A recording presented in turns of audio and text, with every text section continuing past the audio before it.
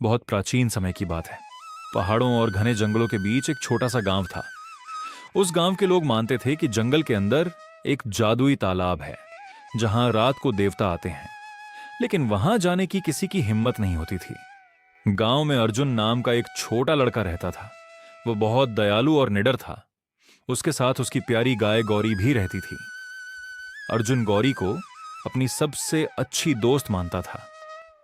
एक दिन भयंकर गर्मी पड़ी। नदी और कुएं सूखने लगे। पक्षी प्यास से परेशान होकर गांव के ऊपर चक्कर लगाने लगे।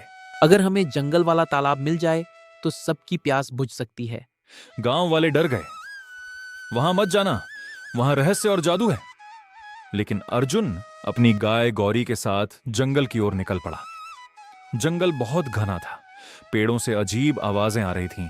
बंदर ऊपर से कूद रहे थे और रंग बिरंगे पक्षी आसमान में उड़ रहे थे। चलते चलते अचानक गौरी रुक गई। उसके कान खड़े हो गए। सामने झाड़ियों में एक छोटा हिरण फंसा हुआ था। अर्जुन ने तुरंत उसे बाहर निकाला।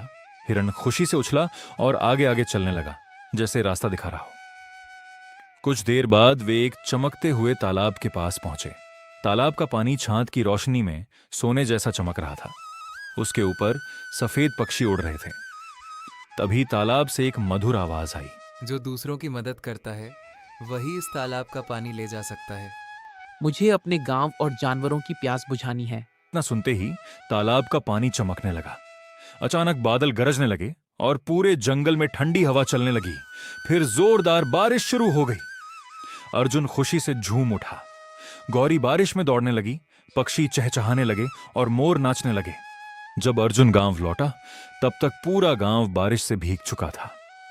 सूखे खेत फिर हरे हो गए थे। अर्जुन का दिल सच्चा था, इसलिए भगवान ने उसकी आवाज सुन ली। उस दिन से जंगल का तालाब किसी के लिए डर की जगह नहीं, बल्कि आशा की निशानी बन गया। सच्चा साहस और दया हमेशा चमत्कार लाते हैं।